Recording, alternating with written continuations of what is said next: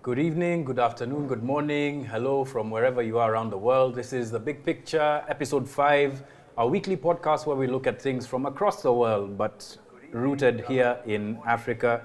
Look at me here with the volume on my nini, on my... I'm telling you, such rookie mistakes. My apologies. I'll take that again. Good evening, minus the volume. Aki Justine, yani how embarrassing. I look like that. Kama mzee tu. Ukazima simu washa laptop. Anyway, my name is John Alan Namu. I'm your host today, my co-host who wasn't here last week. Justine, can you explain yourself? Where were you? I have a life, guys. No. Wow. Okay. All right. So she has a life. Obviously, I don't. And we have another co-host, Tom Mukhwana, who's not here today. Kijana anafanya mocks, so wacha tumwache some kidogo. Soma Tom, upite mtihani. Yeah. But today we've got like a raft of issues to get through, and top of our list is femicide. The trend,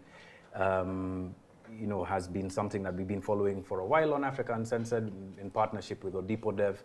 And unfortunately, we don't have much good news to report on that. We'll be getting into it with our guests this evening. I'll introduce them in a moment. But we've also got other stuff to get through, right? So there's SHA. We saw what happened with Ms. Muley last week, who went and complained about the fact that it's not working, that there were hundreds of patients at Kenyatta Hospital who weren't able to access treatment, and the back and forth that took place there with an admission from the ministry, and then this arrest for causing a disturbance in a boardroom. Incredibly suspicious times in which we live.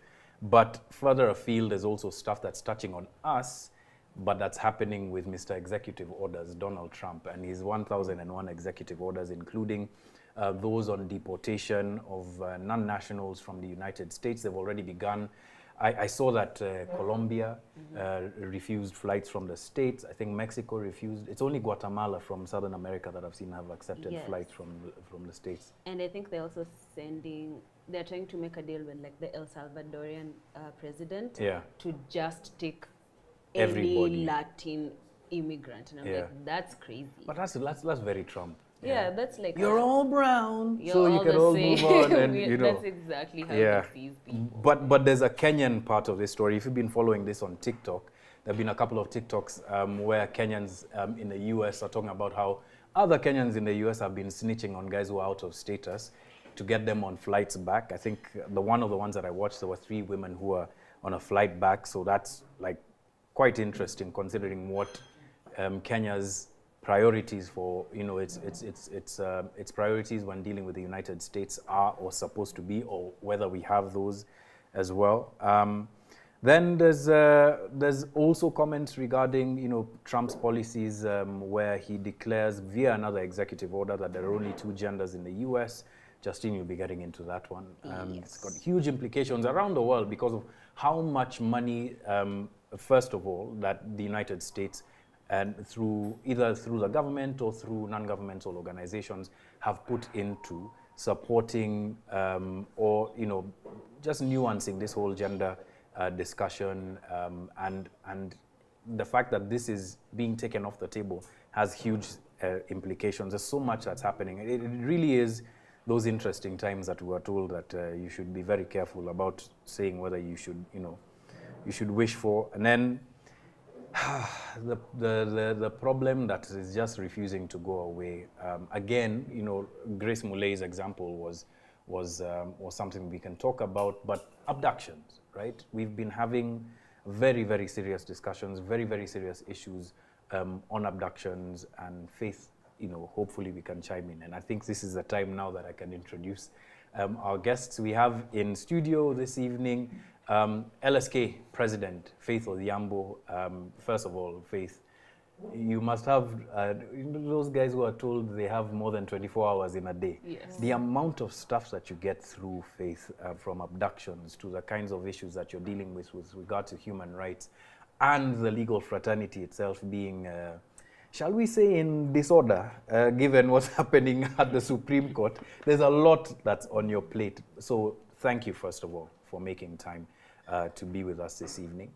And then there is a lady from an organization that we partner with numerous times, and she was a research lead for the Silencing Women project that we're going to talk about the new research that's come out from Odipo Dev, Patricia and Dago. Thank you, Patricia, for joining us. Thanks for having me. Ladies, it's first of all, it's a very rare occasion that I'm the only man on a panel. So I'm feeling very proud and at the same time very, I don't know, shall I say cautious about how I'm going to attack this conversation, because I think there's a lot of stuff that as men we kind of also have to get into and self-interrogate. So I'm opening myself up to be interrogated as the person standing in for all of these jamas over here. But let's first get into the research, Patricia. I obviously have taken a look at the research, and it's very worrying considering that last year we were having this discussion. Yeah. And last year we were talking about 500 women murdered between 2016 to 2024. What has changed? Unfortunately, the situation has gotten worse. So our data from 2024 is showing that the cases are double what they were in 2023 alone. So yeah, 2024 was actually the worst year on record for femicide. That's terrible on so many fronts. Yeah. And earlier today I tweeted something about how we all had this expectation. Remember, Faith, the 10,000 women who are marching. Justine, you were on the ground that day, and just observing that was such a huge breath of fresh air, and to have everybody at every level sort of discussing it, and then to hear that double the number of women, including just last week. With a lady from the UK who was killed by her boyfriend, and others who were stabbed and found in a thicket. Before I come to you, Faith, the nature of the murders I think is also something that's pretty important to get into. Is there any shift there? Is there anything that we should be looking at with a bit more seriousness? Well, first I think it's important to ask the who, in terms of who the perpetrators are in these cases. And it's the same as what we were seeing between 2016 and 2023, where majority of the perpetrators, we're talking like 60% of them are either husbands or boyfriends. About 75% of them are people they know. So that's a husband, a boyfriend, an ex-husband, or an ex-boyfriend, or a relative. I remember the story of the young lady in Isli who was killed by, I believe it was her cousin or her brother. So I mean, there's also, I guess, religious dimensions to it, cultural dimensions to it, but the data set is really the same in terms of people who are known to you. Justine, does this surprise you at all? I don't think it surprises me. One of the things that continually shocks me is the dehumanization of people in this conversation. Like whenever the situation is brought up that there's intimate partner violence, there's like a mambo ya watu wawili. It's always said in such a casual manner, and it just speaks to it's like a baseline dismissive way that a lot of people operate. It's like, I don't need to interfere, they'll resolve it. So I would like throw back a question to you. Do you think you, as John Alanam, seated here, you would be capable of that type of violence? Where? Because I think also like an introspection needs to be carried, and how do we approach these conversations? When I said I'm vulnerable, I didn't expect it to happen so soon in the conversation. Okay. So before I come to you, Faith, let me see.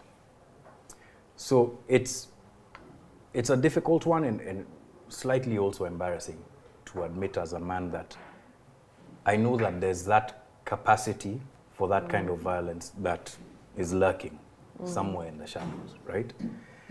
Not because I've done anything myself, but because I know personal friends who've been in these situations where it just goes beyond that line, that line that everybody thinks that they have in their minds, that, okay, beyond this point, I'll walk away, or beyond this point, I'll choose something else. But if that exists in people who I know and have shared values with, then you kind of have to think, okay, then also in that situation, there's, you know, there's that potential that lurks, you know, and it's a scary thing to admit that capacity of violence can be meted, you know, against a woman, right? And it's not to say that I'm the strongest man in the world, but most certainly I'm much stronger than my wife. And if I were to ever lay my hands on her, you know, the consequences could be very severe.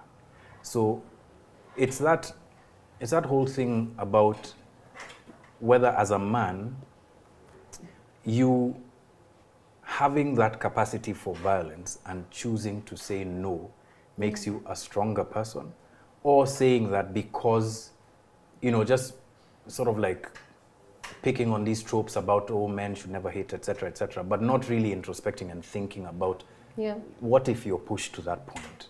And you know, I'm guessing we've all been in relationships, and you know, relationships have certain lines that are crossed in private that you would never think about in public. And what if I can, you know, what if I cross that line, what happens? Faith, I want to bring you in at this point. I know you've, first of all, have I answered the question to your satisfaction? Yes, but also I also think the situation, like when people talk about intimate partner violence, sometimes men do not see themselves as in the conversation. Because there's videos that have been shared online where I think it was last week where there was I think it was a wife and a husband and they were arguing, and I think the wife was like hitting the husband, and the husband was like really restraining themselves. They were standing so far away and they were holding a pillow. And like you look at the comments and people are like, kama ingekuwa mimi. And I'm like, you do understand that in this situation, another person is on the other end of violence. Like there's a man on the other end of violence, and like him, it's not like restraining. I'm pretty sure he was panicking. Like this is my partner. Why are they hitting me? It's like unsafe for them. And like the conversation is never sometimes about like what to do in these situations. Exactly. How would I? How do I get out of this? It's mostly like ingekuwa mimi, I would do this. You don't know what you would have done. But you see, there's something that I think tends to be missed sometimes by women when we're having this conversation. A lot of the social boundaries between men are enforced either by the threat to violence or by violence itself. In just cultural situations, you know, just cross this line. And it's very deep set, right? It's very deep set in that a man's most primal, many times, most primal instinct when threatened is to resort to some sort of violent action. Now, it becomes more complex when the person that you're meeting this violence against is physically weaker than you, but many times conversationally more dominant than you. Like there's very few men who will be able to out-talk their partner in that situation. And so, like for the friends that I've spoken to, they don't feel heard, they don't feel respected, they don't feel like their partner is listening to them. And what do you rely on when all of these social, you know, things that culturally you've been taught to respect don't work? You fall on the most primal instinct, which is, you know, and not to say that it's right, it's not right, but it certainly speaks to something very deep set, and being able to change that over time is like a huge thing. Now, Faith, you sat there really silently reflecting and thinking. The question I want to ask is, first of all, what do you think about that, you know, ni ya watu wawili conversation in the context of the things that you've seen, not just as LSK president, but as Faith? I'm sure you have friends who have gone through stuff like this, and how do they respond when you know, when they were told this thing of, this is between two people, let them sort it out?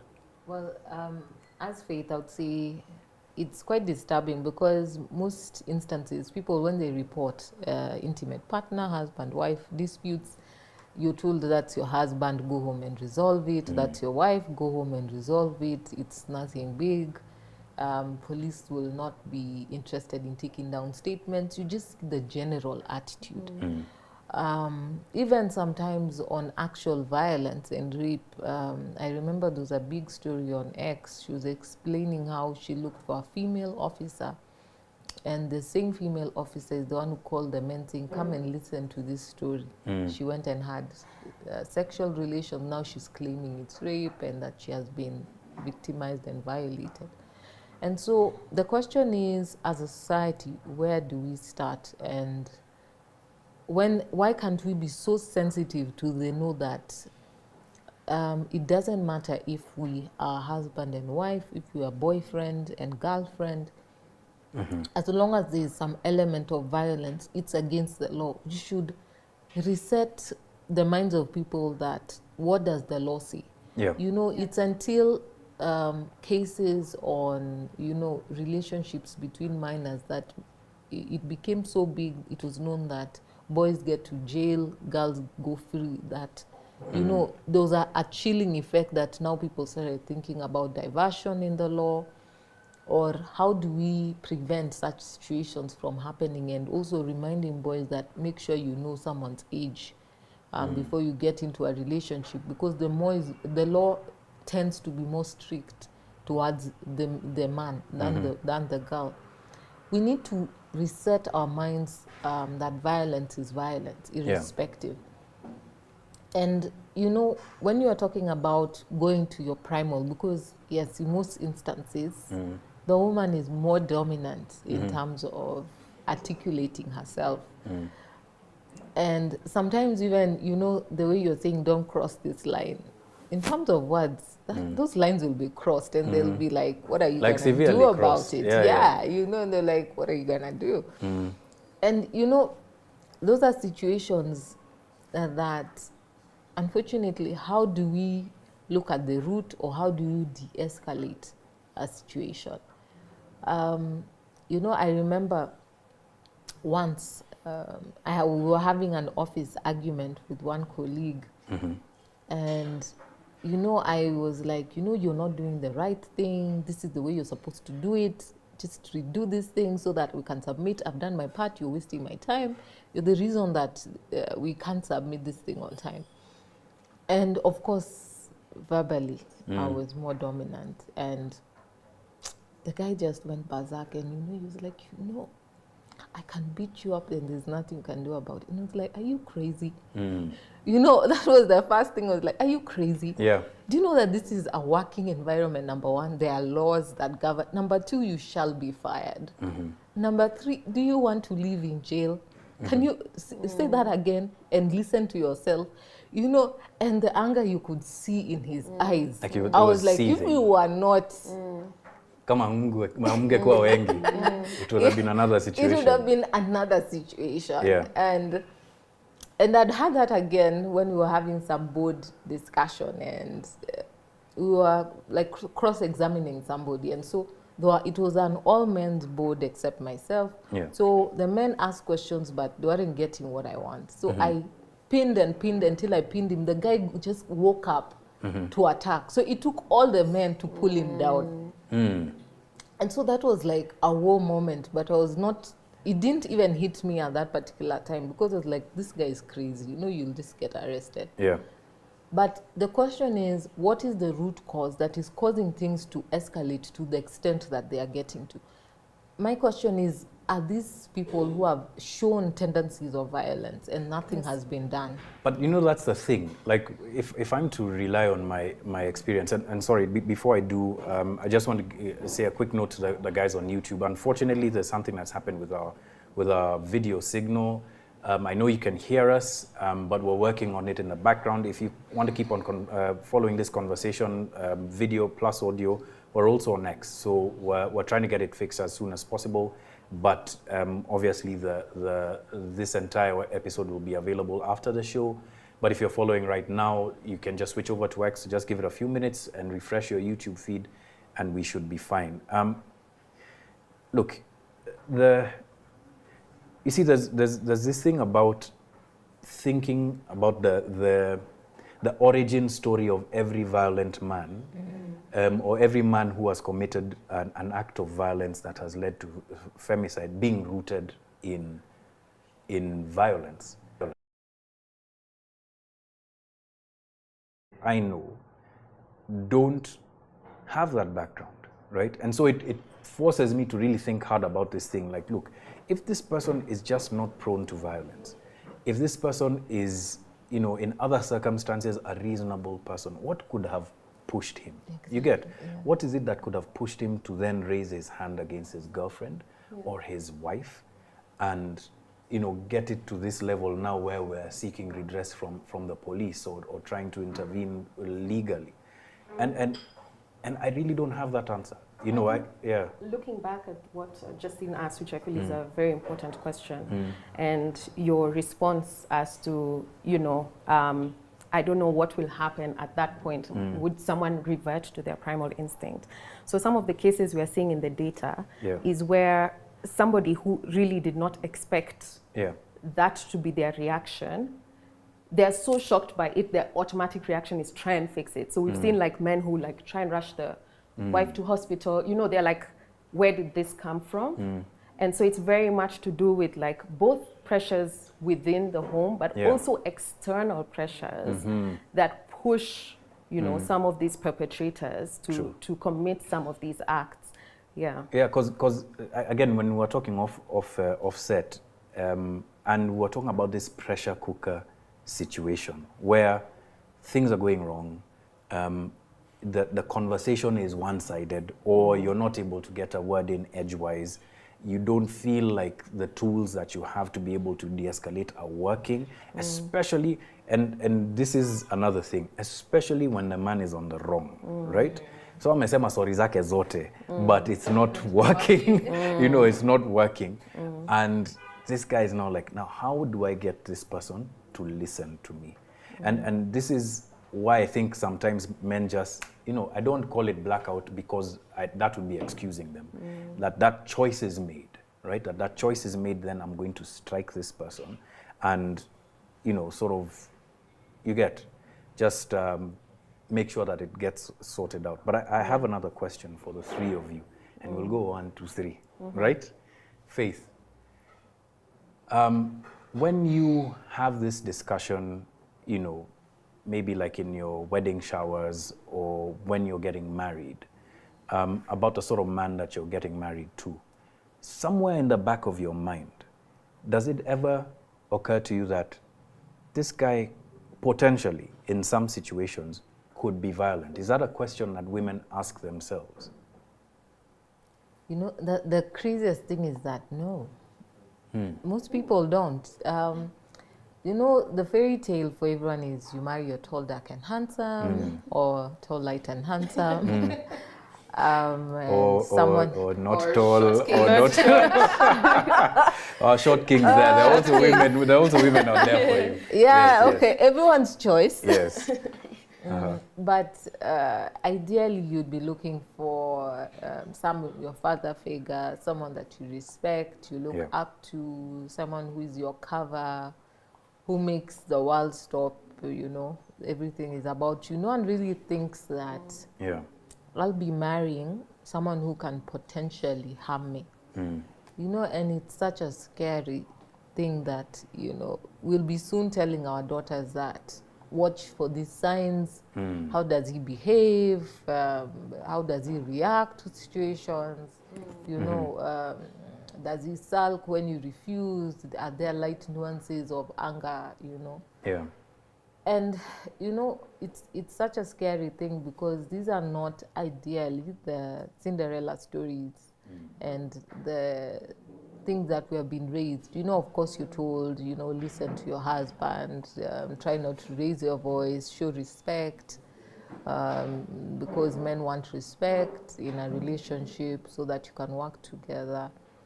But, you know, there are crazy things that I think is beyond respect. You know, Patricia, when you're talking about that a husband would try to rush your wife to hospital, I can't get wrapped my mind when I saw the guy who pieced his wife into pieces, the 19-year-old, and you know, seeing a head totally severed out. Like, Yeah. what were you thinking? Exactly.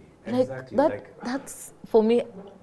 You know, I was sitting and people were talking around, and when you're talking about dehumanizing, you know, it's a real horror to see someone's head. You know, I don't watch horror movies because I can't handle it. But, you know, people are talking around and they're all coming to watch. It's like it's normal. And like, what is happening to society that it's okay to see a severed head, that it's okay to see limbs and hands and put together. And the guy was arranging them like he's arranging some pieces of meat. I know. It's really like incredibly dark how the turn that things have taken. And Patricia, you've seen that in the data set. Tell us about the methods of murder and the tools of choice.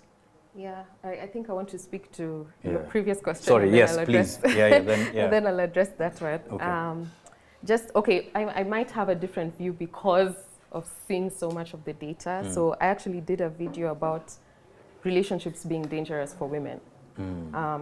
Because the fact of the matter is, just by you having a boyfriend or a husband, the probability of you being killed becomes higher. I mean, this is just statistically, you know, that's a fact.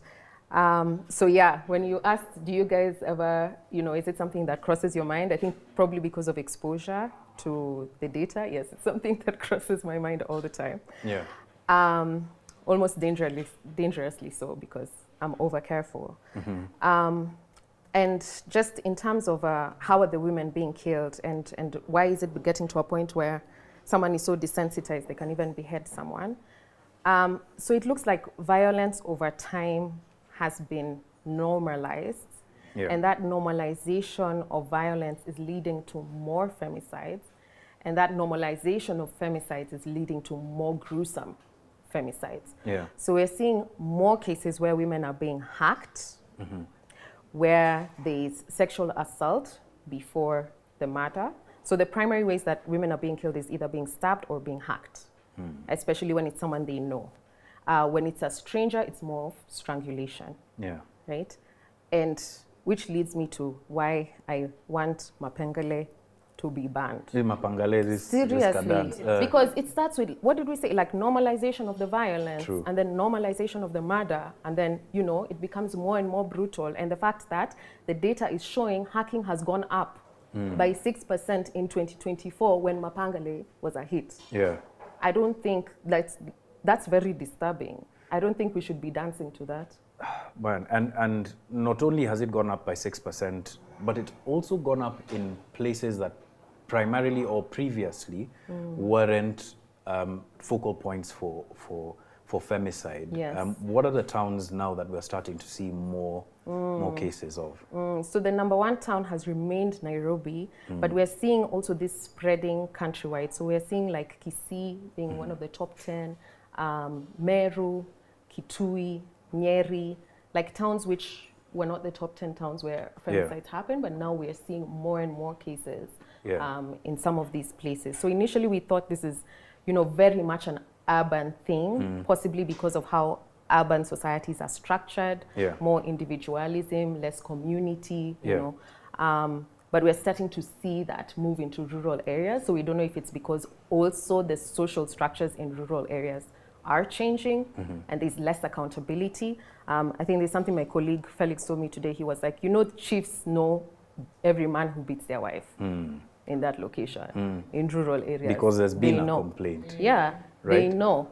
Do they act? I don't know, but they know. And I have two last questions on this. Justine, if you have any things that you want to ask as well, please do. And that's like a really important sort of like breakage in the reporting chain. So if the chief knows and these complaints have been made, it's very likely that even Nyumba Kumi knows, right? It's very likely that there are other reporting structures that have been informed about this. And the example that you gave about the policewoman calling her colleagues to talk about this woman who's gone through sexual assault maybe speaks to that. Do you think that these gender desks that have been put up around the country, because a police station is usually the first port of call, are working?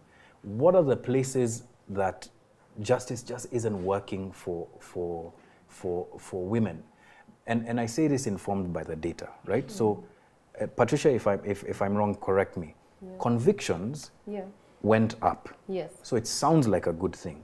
But the average time that a case takes from start to finish has also gone up. So I'm thinking that the convictions is more coincidental, and the thing that we should be looking at is how long a case takes, and also like the reporting, mechanism for that. Where, because you're actually, she's going to be sworn in, you're going to be sworn in tomorrow, right? As part of the femicide working group. How do you address these breakages in the law, or these bottlenecks?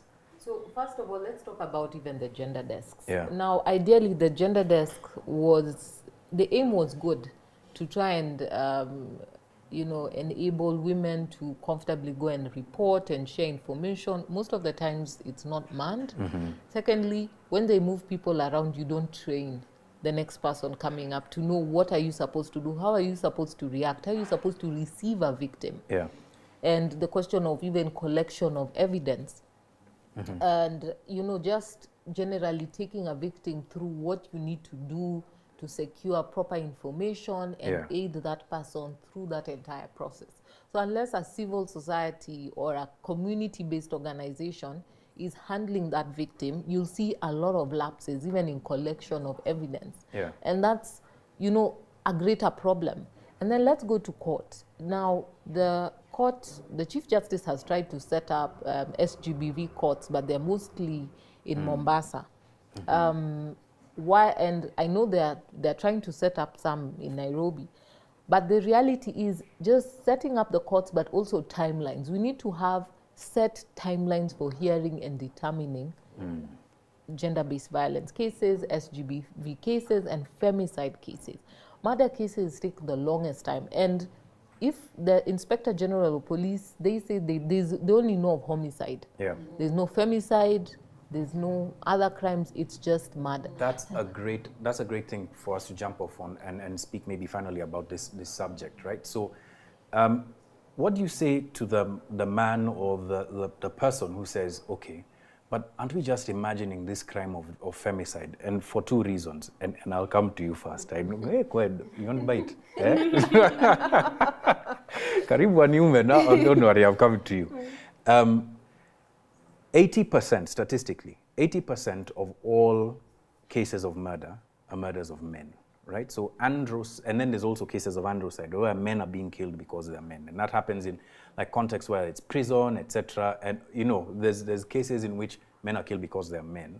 But broadly speaking, men are more likely to be killed and be victims of violent crime, including murder. Men are more likely to be victimized and not more likely, but there's also a very high likelihood within, the male gender of men being victimized for being a victim of physical abuse within a relationship.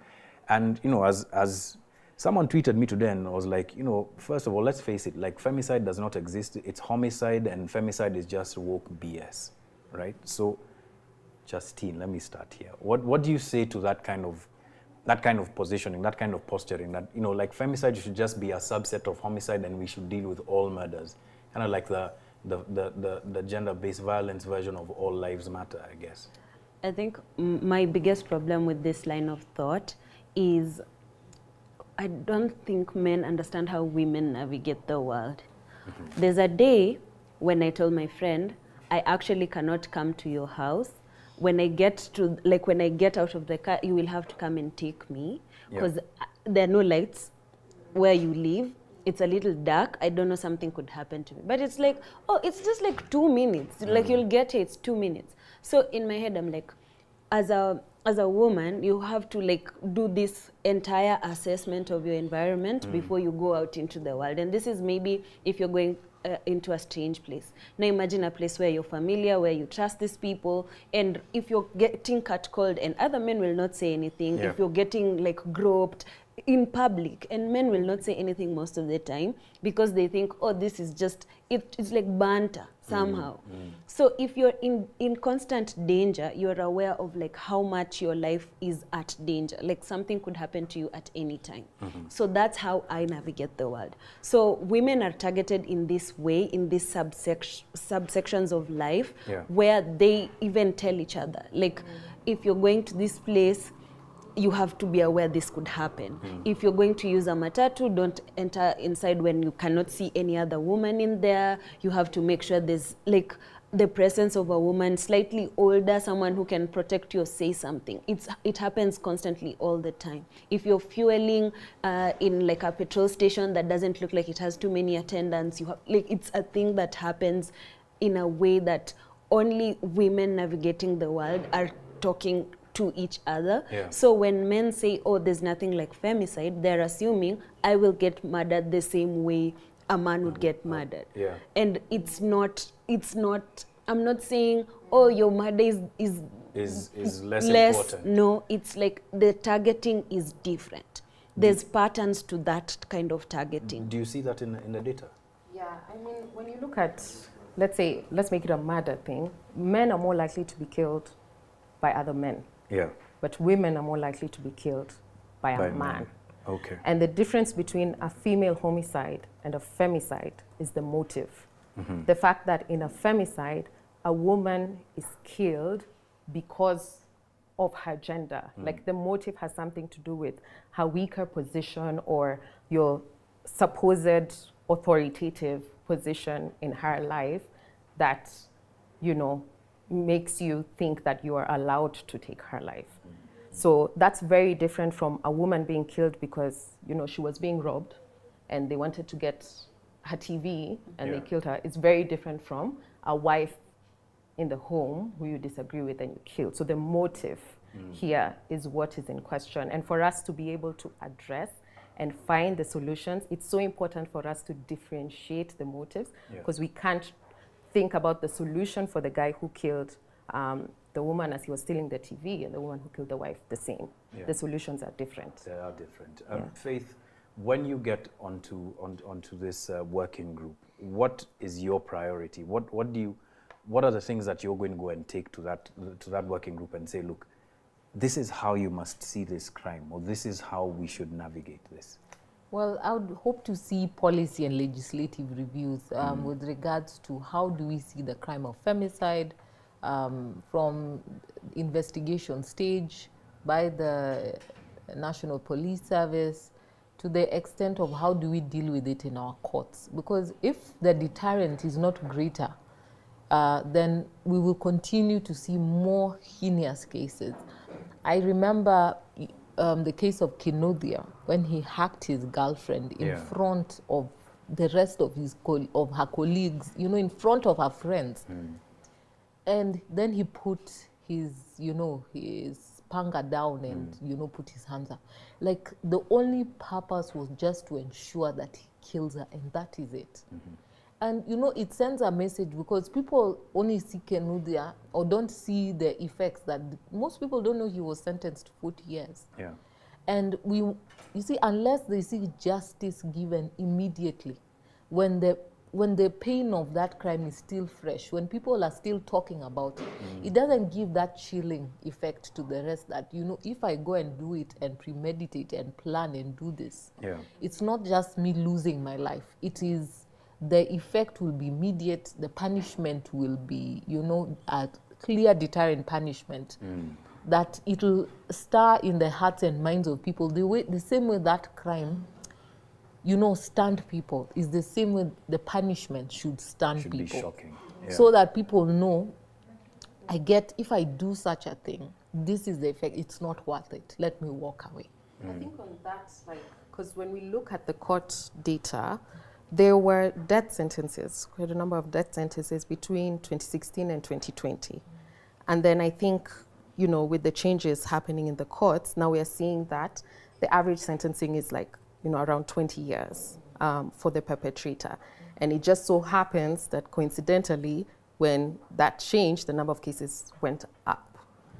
So, you know, wow, that's could That's shocking. Sorry, please keep going. Sorry. Yeah. What do you think is happening there, and what do we need to bring back the death sentence? Well, I think we just need to make harsher punishments. Now, people have really been arguing around whether there is validity of a death sentence because of the right to life in the Constitution. But doesn't mean you can't give several sentences, life sentences, because it's there. Which equates. Yeah, because it's done in the US as well. So for each and every count, you're given, the maximum sentence.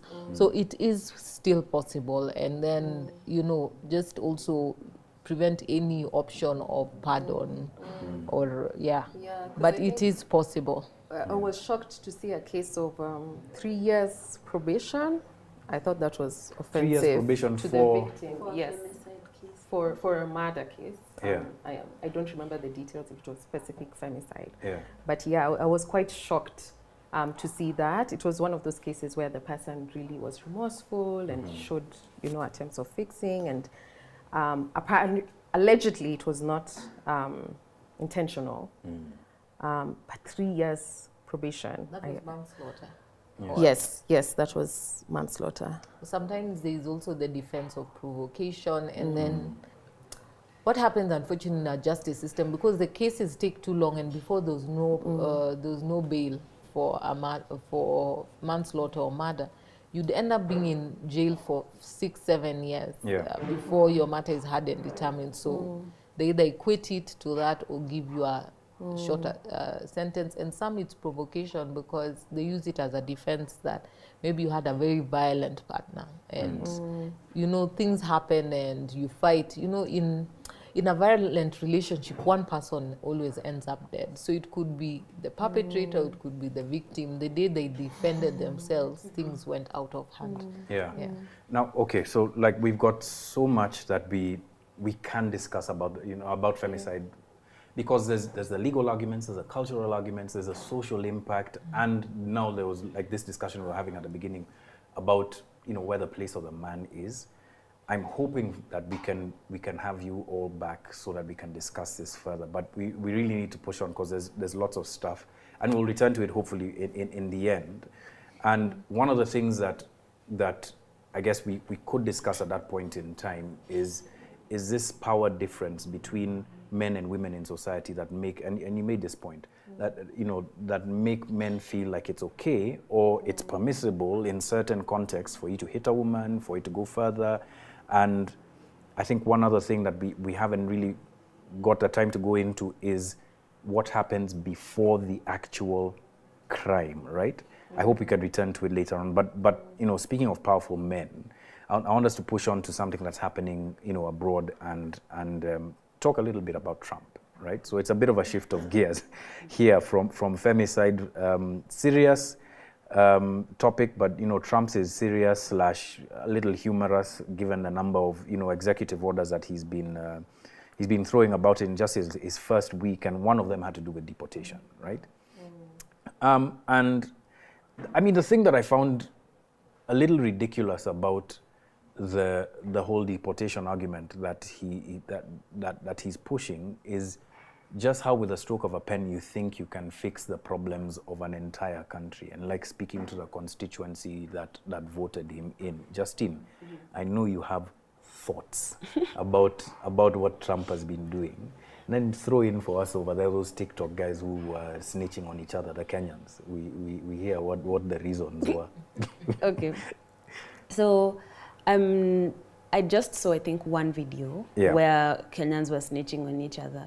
And I'm like, the point that we are at as the world, like mass surveillance is being popularized. Like people want to know what their neighbor is doing. So I'm on TikTok sometimes. I had to regulate myself. I'm on TikTok sometimes and I see people just okaying the fact that there's like their doorbell has a camera and people will come and they, like, you can see what your doorman is doing and like you can report your neighbor from across the street, and people think these are all jokes, but we're getting to a point where AI is also being trained on faces, on like facial recognition, on pattern recognition. So a lot of like policing units are saying this is our way of seeing people before they commit crimes. But essentially, you're training a machine to take people to take people out who you think are dangerous. Yeah. So if we are okaying and thinking like surveillance is a funny thing, even if we don't like the people who are around us and we're just like, oh, I'm gonna call them in because they don't have papers. That person has a life, they have a family, there's some form of structure to their life that you're destroying. Yeah, but you know, like, it's not completely, I guess there's nuance to this, Yes. right? So, fine, we might not like what Trump is doing, but there's a reason also. I mean, there's also, and the numbers back this, at least to an extent. There's also been an upsurge in terms of crime, especially in these kinds of neighborhoods where immigrants have moved into. There have been, if you're going to buy the entire MAGA, argument, there have been people who are definitely not desirables that have come across the border, people who are intent on committing crime, right? And it just feels like it's overreach, right? But it's based on a somewhat like it's reaching into some sort of fear that Americans have about their way of life, etc. Now let's transpose that to Kenya and we ask the question, because I've seen this same argument being made, especially around like the Somali question post Westgate. So if we were to localize this issue, Patricia and Faith, you can chime in. How then do you navigate this question as a president, right? Where there are these elements, but there's also this wider human rights issue that we kind of have to contend with, right? Silence. I hold the view that, it's unfortunate, and I believe that in terms of human rights, as long as you're a citizen, there should not be that discrimination. Because even as a Kenyan, if I was a Kenyan Somali, and because I live in a certain neighborhood, you perceive that I'm a criminal, it doesn't help the situation. It only breeds hate and contempt. And so at the end of the day, when push comes to shove, I will choose to, work with others to harm you because you are putting me out as a criminal. Yeah. I don't have the right to enjoy, my rights, full rights as a citizen.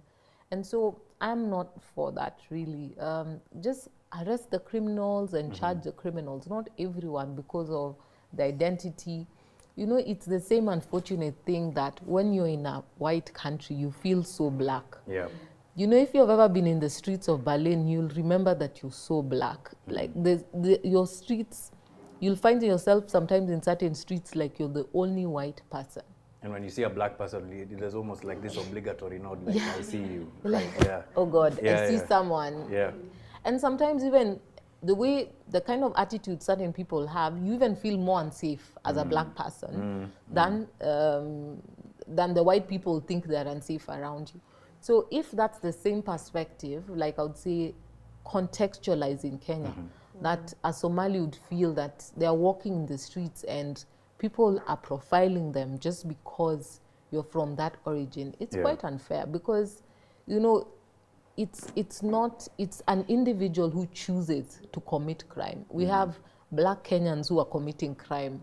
They're joining the terrorist group. So it's not a thing about my descent or origin. And that's the same way I hold a different purview from what Trump is doing. And maybe he's trying to fulfill his promises before court issue orders because he knows eventually this is going to be subject of litigation. Yeah. But, he'll go back and tell his voters, I kept my promise.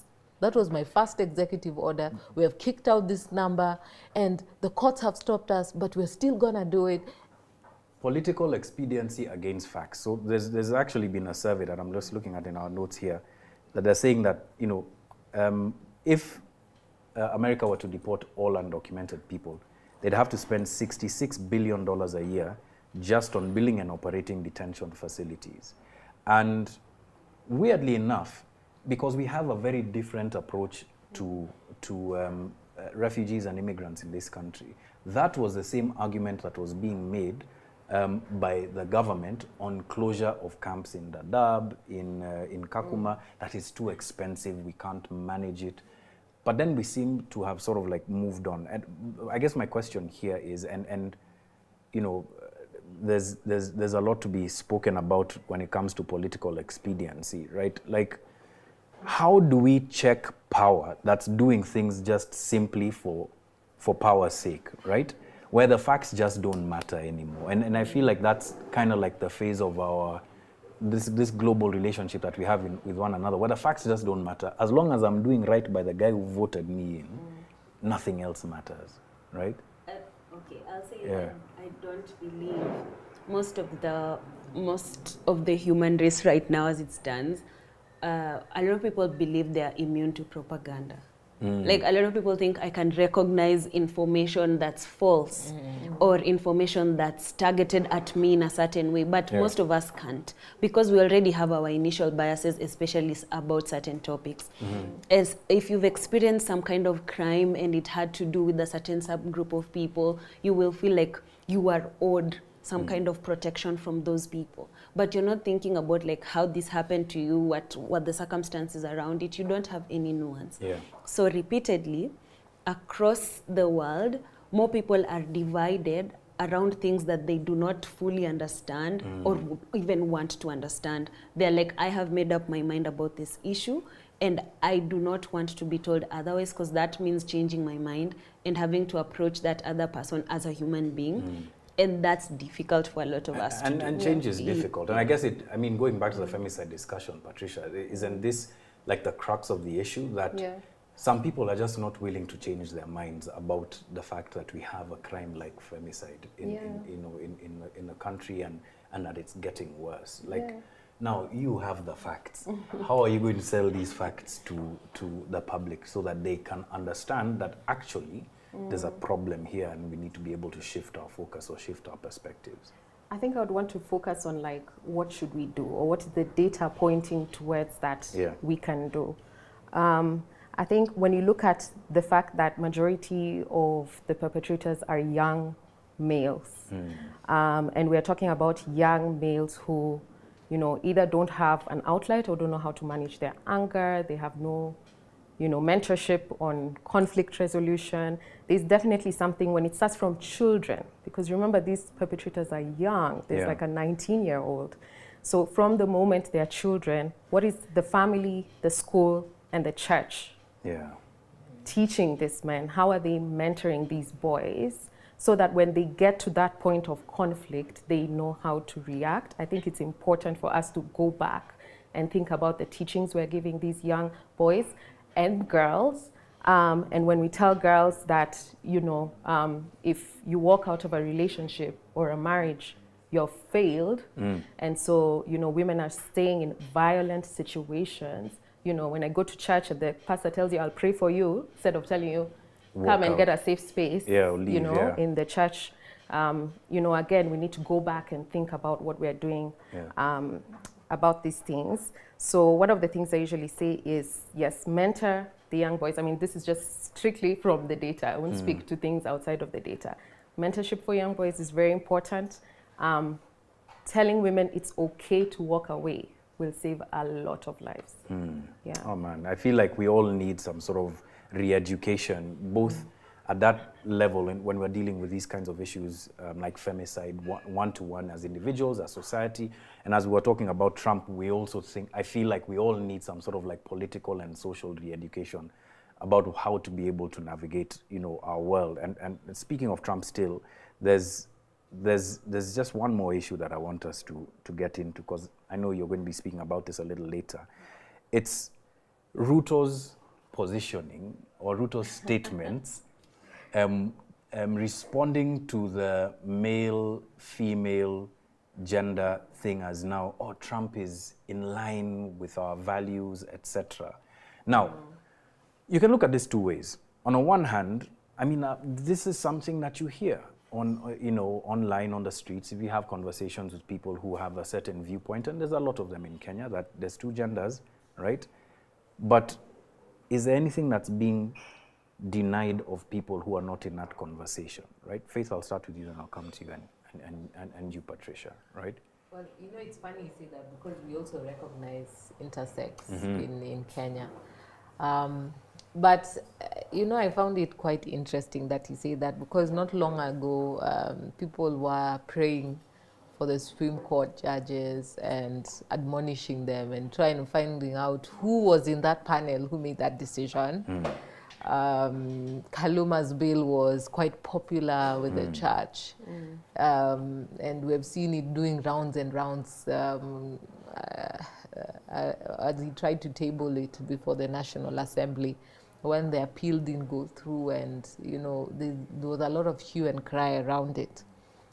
Because a lot of churches, the institutions were quite unhappy with that Supreme Court decision. Yeah. But they stated that there is no discrimination in our country and things like that. Well, I think he's being politically correct. Again, to his constituency, right? Not really to his constituency. I think he's playing that's for the U.S. audience. You think so? Yes, I think that's for the U.S. audience. He's been the blue-eyed boy in the U.S. and I think now that policy has changed. Yeah. I think he's trying to just realign himself in the same tangent. I mean, there's realignment, but think about it this way. You realign on that basis. How much play is it going to win you with the US when the primary things that we deal with each other on are security-based, right? Like the bulk of the money, the relationships, the conversations that happen between Kenya and the US are security-based. But you have to find a connection. There has to be a connection. And the connection is male-female. No, the connection is that you're a Christian-based. I remember when they were praying for Trump and Vance, and I saw some meme, people were like, should we tell them? Should we tell them? Because we know about them. Should we tell them? And then people are like, no, let's mind our own business. They'll discover on their own. And so it's creating a connection because he's been so close with the previous administration. How do you, because Trump is trying to clean out anything that is a reminder of the previous administration, and he doesn't believe in any of their values. And so how do you show that you have also an entire shift? You're in this administration. They work for you. We share the same values. Yeah. And so if we have shared values, then it means we can sit, we can talk, we can find a connection in how we can discuss security and other matters. Okay, well, my view, I think, is that it was more for the local audience who are trying to figure out where the positioning is. But I'm open to being wrong. I don't think so. Yeah, you don't think so? No. You think it's just for those guys? Honestly, it's a performance. I feel like politics is largely a performance for the person who is going to give you money. That is mostly what is happening. And like, Ruto was extremely powerful when Biden was at the helm of things. I'm not saying Biden was an old, confused man, but he just felt like someone who was easy to rope into you. Like, no, because like you just have to like kind of toe the line a little bit, and like you do the little dance and you actually get what you want. But Trump is also a showman. So you have to perform for him a little bit so that he also feels, because like that's what he does. He doesn't, I don't think Trump believes half of the things he says. No, obviously not, But he knows how to wield that showman power. That's Yes. true. For sure he's a showman. Yes. But look, if we're talking about the things that really are going to be shifting, obviously the gender discussion is one, and social is going to be a big thing. But look at the things that are going to be shaping, the future in the next 5 years. Technology, that race in terms of technology. Security, right? We're all, there's a very real possibility of a nuclear war because there is actually a nuclear arms race that's happening.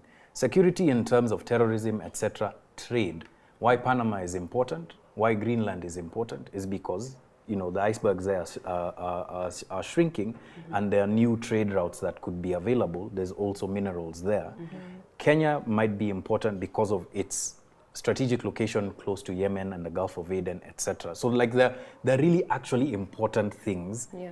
And I'm not saying that this gender discussion isn't important, but there's things that like Kenya and the US already have ground on. And I guess my thing is like, why don't you just talk about the things that you're already getting money for instead of pandering? That for me is my, yeah. The US has totally changed their foreign policy because it's not about helping. He's not helping anybody. He said it has to work for them. Yeah. So you have to do things that work for them. It's not about supporting. It's not about climate change. So you see, climate change was also a big cash cow.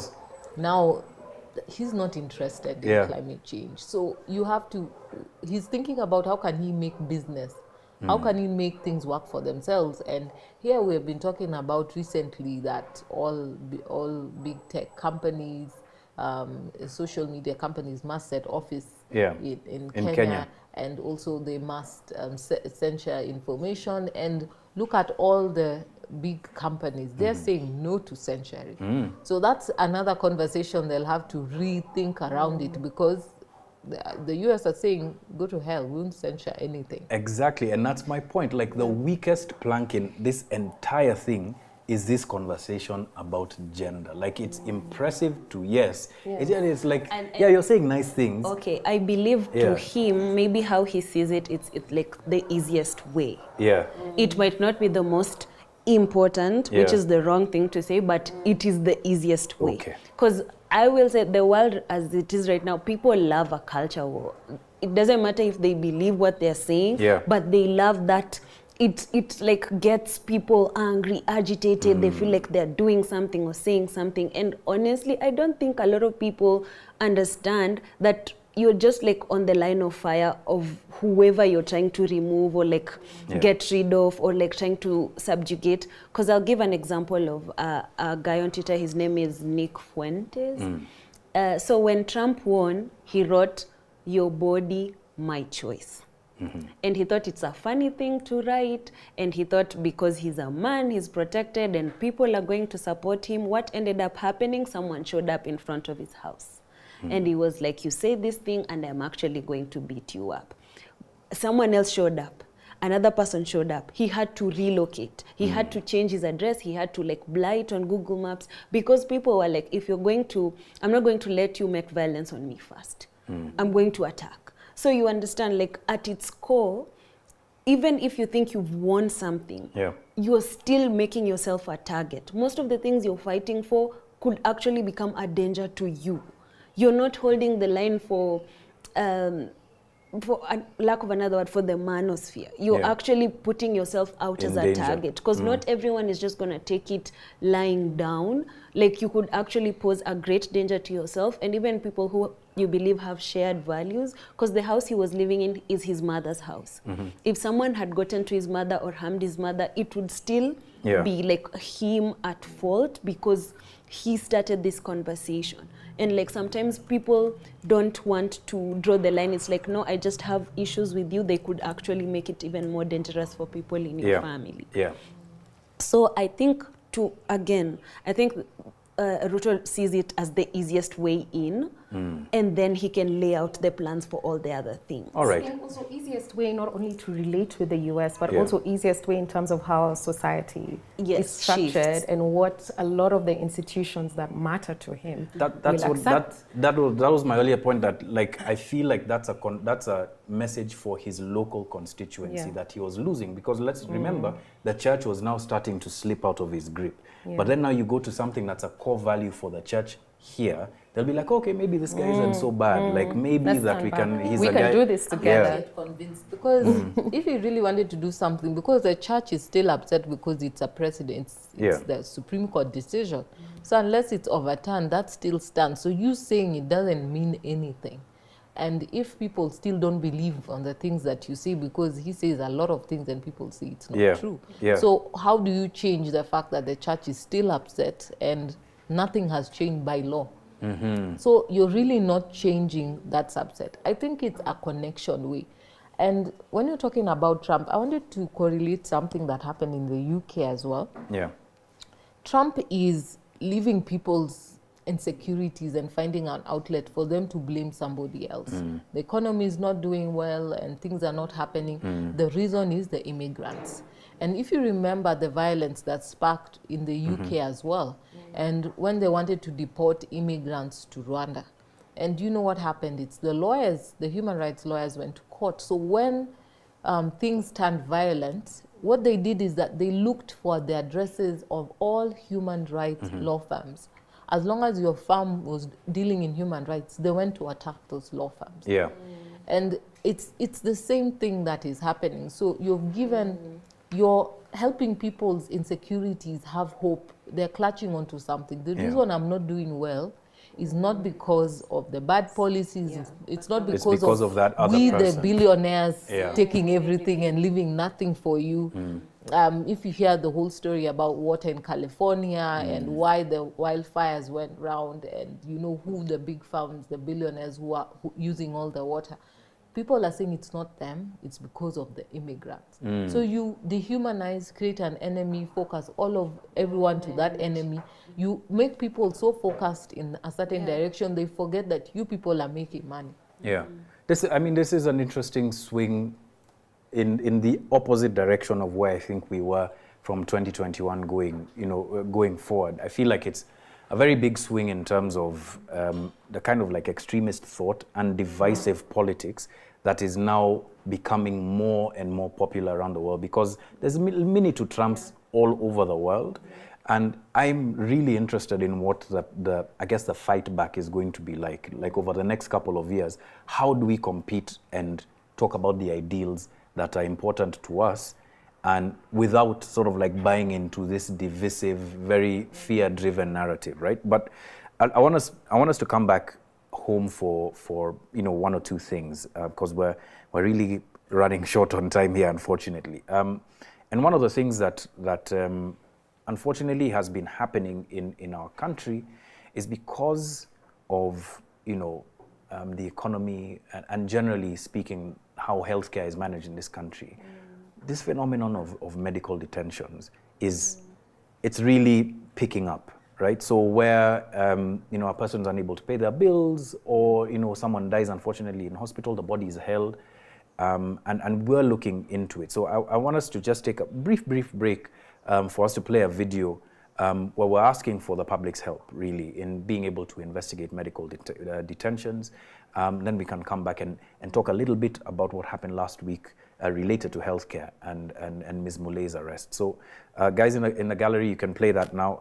Let's listen to our appeal for information around medical detentions. Okay, so let's face it, times are tough and money is tight, and people are having to make very, very difficult decisions at home.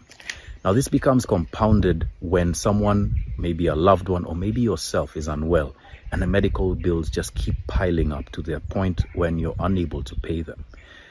And there's this Kenyan phenomenon, and I should say a global phenomenon, but one that we're experiencing here, of medical detentions. Completely illegal, by the way, where people are detained because of their inability to pay their medical bills by these hospitals. Now, if you or a loved one have experienced this, you know of somebody who's being detained because of their inability to pay their medical bills, please write to us or reach out to us via the contacts on your screen right now. We at Africa Uncensored would like to begin investigating this issue, and hopefully our reporting will start the process of a discussion or a debate or some action that can end it once and for all. So that number, our WhatsApp line is 0741-840-225 or info@africauncensored.net. So if you have any information about medical detentions, you can send that information and we'll start to investigate it. But before we finish the show, there's a bunch of things that I want for us to just talk about, unfortunately very quickly, but really important. Last week, we had yet another example of, I don't know whether this is arrest cum abduction, like with Ms. Mule, and for me, the thing that really, really bothered me was that this woman was not doing this out of any ill intention, and she wasn't breaking the law per se. This was a misdemeanor, but something that spoke very powerful to the position in which we're in. Faith, look, that might be different from abductions generally, but like, where are we when it comes to this question of abductions? How are we, is there any light at the end of the tunnel? Because you're handling some of these very, very serious cases. Well, unfortunately, we're not at the end of the tunnel. And for me, is also the question is how seriously are we taking them as a country and also as our courts? You know, there are certain courts that have really come out strongly with regards to issuing orders of habeas corpus. And I really thank the courts that have, you know, demanded the presence of, you know, the head of the National Police Service, because I believe that these appearances that have since happened because of, you know, that demand for them to appear and answer those questions. Yeah. Or we would not be seeing some of these young men coming back. As a country and a nation, we need to also be, I think, more united in terms of being more vigilant to what is happening. I've seen attempts to thwart abductions, like what happened to the Tanzanian lady, Maria. Yeah. And, you know, just seeing just a city hopper bus just reversing to try and block. And I really wish the car that was recording would have also tried to block the other side. Yes. Then they would have surely not been able to get out. And the city hopper guy tried to drive until they got the gun out. But you see, the fact is the car registration was taken. It was now doing rounds. And at some point, they couldn't go further because they had been picked up. And everyone now was sharing those details. And that kind of surveillance is quite important. To date in this country, government still says they are not abducting people, yet we see, we saw in a funeral various leaders in government coming out to say, you know, you can't speak or else things will happen. You know, you also have to learn or the world will teach you. You know, quite absurd in our country to hear such things, because I really love the words of Orengo. You normally say a government eats its own people. Its own children, Yeah, because today you are in government, you think you have power. Tomorrow, the same thing is going to be happening to you, and you'll be the one begging the courts to save your loved ones. And it's like, karma, we, all those in power keep forgetting this lesson. Yeah. And we are going back to uncharted times in terms of, you know, in this day and age, in this constitution that we have, people can still be picked up.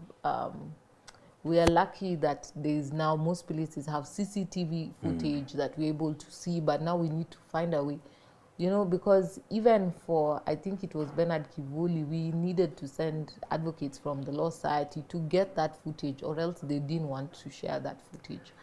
And we need to have patriotism as citizens, because today it's someone else's child, tomorrow it's your child, or tomorrow it's you.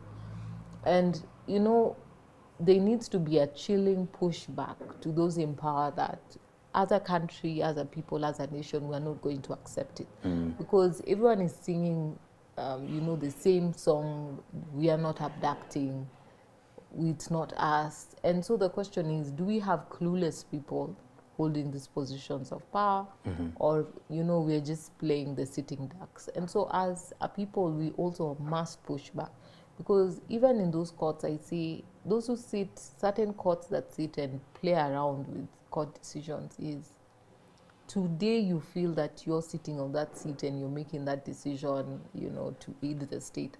Tomorrow, it is either you or your children that will be picked up. You know, I want to quote someone who unfortunately now is on the other side of this discussion. And he said something years back, and he was like, you can't make laws that you would imagine in the worst, that you would be afraid of in the hands of your worst enemy. Any guesses about who said that? Patricia, do you have any guess on who might have said that? I'm scared to say it. So it was Farah Malim. No. Can you imagine? No. Farah Malim, for real, like he said that. And I remember he said it to me both in an interview, and so, you know, aside from, I really can't believe the sort of person that he is, but generally I think that's the state of our politics. Look, we're coming to the end of the show, and there's two things that we need to do. There's one or two rundowns that I need to make, but Justine, there's quite a bit that you have to say about Ruto and lining up behind Trump and being a good boy with regard to male-female gender. Let us have it. I was like, first of all, that's literally insane. Secondly, so I did some research on this because I had an idea of like intersex people were actually recognized in the last census. So I read up on a bit on it, and like, so when the president said there's only two genders, men have to be men, women have to be men, intersex people exist. And intersex people's existence has been historically violent in this country. In the past, when say your wife gives birth to a child who's intersex, like the doctor or one of the parents would decide whether the kid becomes a boy or a girl. And sometimes this would be followed up by a surgery, which was usually a mutilation of like how they are. And some of these surgeries were botched. And when your kid grows up, they're in a position where their body is developing differently from the surgery that they got. And hormone therapy is actually very expensive. It's very difficult in those times to get any kind of medical help, because sometimes people want to either hide their children or like they want to shame them, and the community actually really destroys the child at that age. Some of these kids did not even make it past their teenage years because they ended up dying by suicide, or they ended up either leaving home, and some of them were attacked wherever they went to, because once they disclosed who they were attacked for it. Yeah. So there's a petition that was filed, I think it's petition number 266 of 2013, that recognized intersex kids, and it granted them the right to protection, safeguarding, and recognition under the Kenyan law. So that petition referenced parents who wanted their kid who was not born in the binary. They had both genitalia, and like this is an actual child. It's not some imagined concept the way a lot of people see it. Yeah. This is someone's child who the law is protecting. So in their birth certificate, they had written like a question mark, neither male or female, but like this petition allowed to have intersex in their birth certificate. So before this, again, intersex people were very violently handled. So what comes after that petition is the law wanting to protect people. I think there's an intersex bill, but I don't think it's been passed. But it provides aftercare and psychological support, not just for the kid themselves and the parents, but for a person who's intersex. So when the president gets on TV in front of a church to say there's only two genders, you have to think that there's other people who've been violently handled, not just in the past, even right now. There are people who cannot come out how they are because of how they will be perceived, how they will be treated, and even how like they'll be harmed. Yeah. So regardless of him wanting to do a Trump dance, you can do it in your house. But you have to remember you're the president of this country, and whatever you say and the policies you align with and the things that you put out in the open, whether you want the church to support you or you want the people who have seen you do some very shady things to forgive you and just fall in line, it actually poses a great danger to intersex people. And regardless of however you see it and however you think of them, these are people and they need to be protected. Well said. Yeah. Well said, Justine. And, you know, I don't think there's anything I can add to that. My final notes are on two really, you know, important issues for me and for a lot of people. We've seen the news from DRC, from Goma, that it's been overrun now by M23 rebels. They've taken that town once again. There's quite a bit of fighting already. There have been a number of casualties. South African troops that are stationed in Goma at the moment say that out of the 13 soldiers that were killed in the first incursion, 9 of them were South African. This really is, once again, like an African conflict. Maybe we don't see it that way, but I think I was reading a statistic about the amount of trade that happens in Goma across the border, and it's the fourth largest in terms of volume of trade. So it's a really important town, but it's more than that, it's a really important country for this continent. And that we are continuing to see more and more and more violence in the Eastern DRC with very little action or actions that seem to be supporting one side over another. This is something that is of huge concern, and it also speaks to this, question of equality in terms of the eyes of the world. Like, is the death of someone in the DRC less important than the death of someone in Ukraine? Why are we not handling this issue seriously?